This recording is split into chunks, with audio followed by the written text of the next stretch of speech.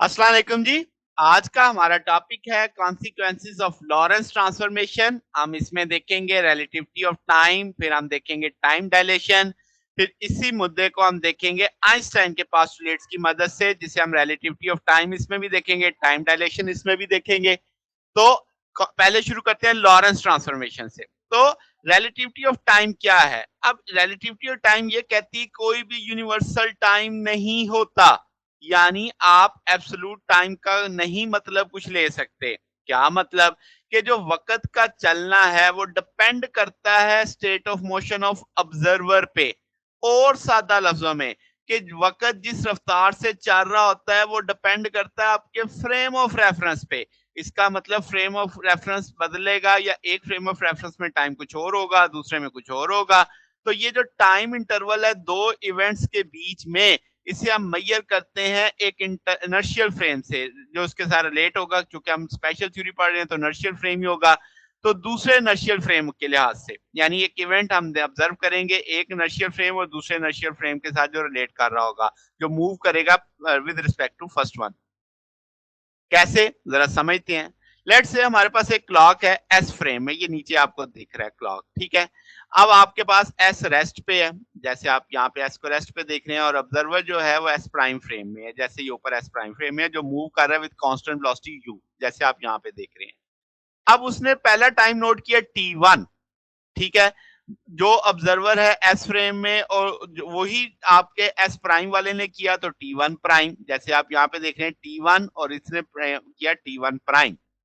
आगे तो आप दोनों को लॉरेंस ट्रांसफॉर्मेशन की इक्वेशन के साथ रिलेट कर सकते हैं। फिर जब सेकंड टाइम नोट किया एस ने दिस वन, तो आपके पास T2 जो है प्राइम उसका आ जाएगा। तो वो अब आपके पास जो टाइम इंटरवल है T2 prime minus T1 prime, दोनों का इंटरवल ले लेंगे, गैमा की वैल्यू डाल देंगे। अब हम टी इंटरवल को डेल्टा टी नॉट कह सकते हैं, जो मोशन वाला है उसे सादा डेल्टा टी कह सकते हैं, वो वैल्यू लगा देंगे। अब ये सारी चीज गैमा है, और हम सारे जानते हैं इसकी वैल्यू लेस देन 1 होती है, तो डेल्टा टी लेस देन होगा किससे? डेल्टा टी नॉट से। आप देख भी सकते हैं कि यहाँ पे टाइम इंटरवल बड़ा है, जबकि ये वाला टाइम इंटरवल थोड़ा है। तो आपके पास इसका मतलब टाइम इंटरवल डायलेट हो गया। क्या मतलब? टाइम डायलेशन का मतलब है मूविंग क्लॉक रन स्लो, के चलते हुए क्लॉक की स्पीड कम हो जाती है।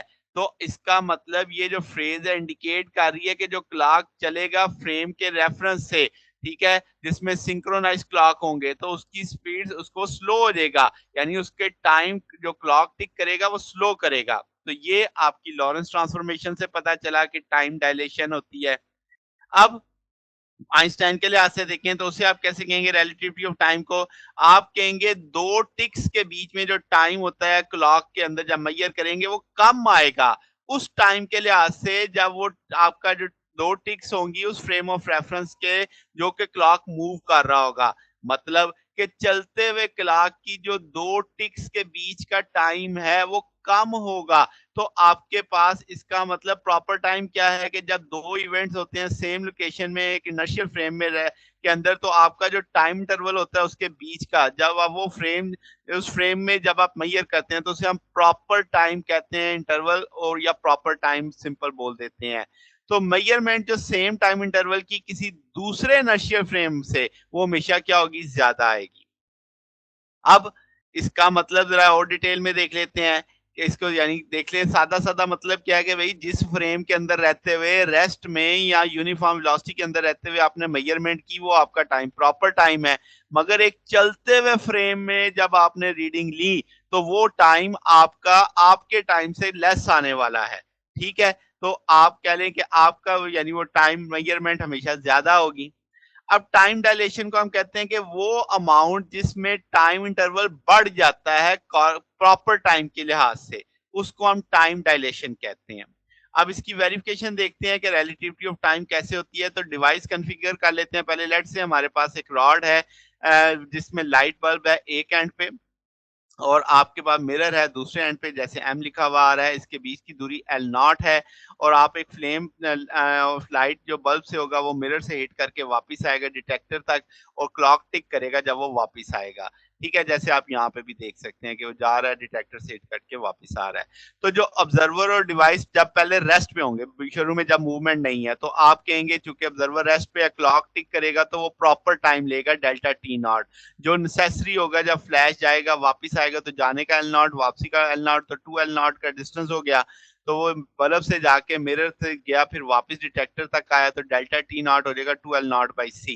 ये वो टाइम इंटरवल है जब आपने रेस्ट पे रहते हुए, यानी ऑब्जर्वर जो विद रिस्पेक्ट टू ऑब्जर्वर आपका ये रेस्ट पे था क्लॉक, ठीक है।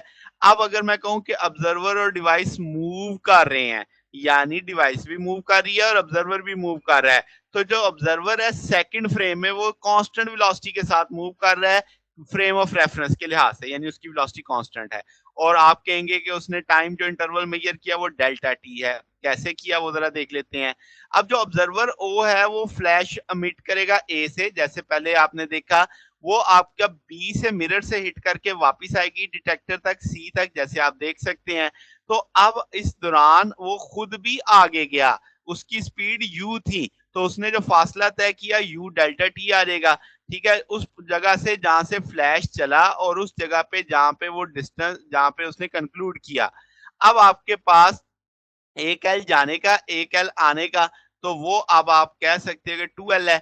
तो यहां से आप देख सकते हैं कि ये डिस्टेंस आपका हाफ हो जाएगा, तो u डेल्टा टी बाई 2 आ जाएगा। एक साइड, ये साइड एल नॉट है, तो एल निकाली जा सकती है, यानी आपको बेस भी पता है, आपको परपेंडिकुलर भी पता है, तो क्या हाइपोटेन्यूज निकाला जा सकता है, तो उस सोच से ये निकाल लिया, ठीक है।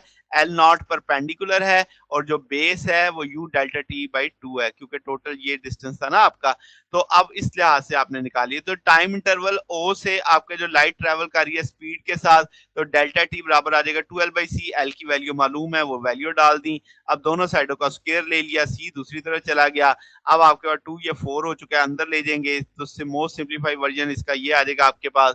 अब आप इसमें से सी को दूसरी तरफ ले जाएं तो सी कॉमन ले लेंगे, फिर आपके पास डेल्टा टी कॉमन हो जाएगा, यानी आपके पास ये फैक्टर आ जाएगा 1 minus u square over c square.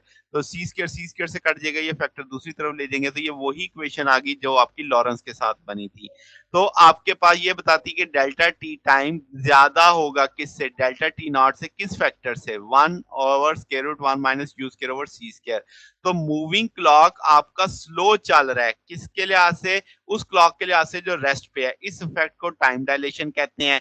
ये एक रियल इफेक्ट होता है, यानी ये आपके पास सिर्फ उन क्लॉक्स पे नहीं बेस करता जो लाइट पे है, बल्कि टाइम इटसेल्फ पे भी करता है, यानी आपकी हाथ की वाली घड़ी पे भी करेगा। तो तमाम क्लॉक्स जो तेज चलते हैं वो स्लो हो जाते हैं, ठीक है, उस ऑब्जर्वर के लिहाज से जो उनके साथ रिलेटिव मोशन में होता है।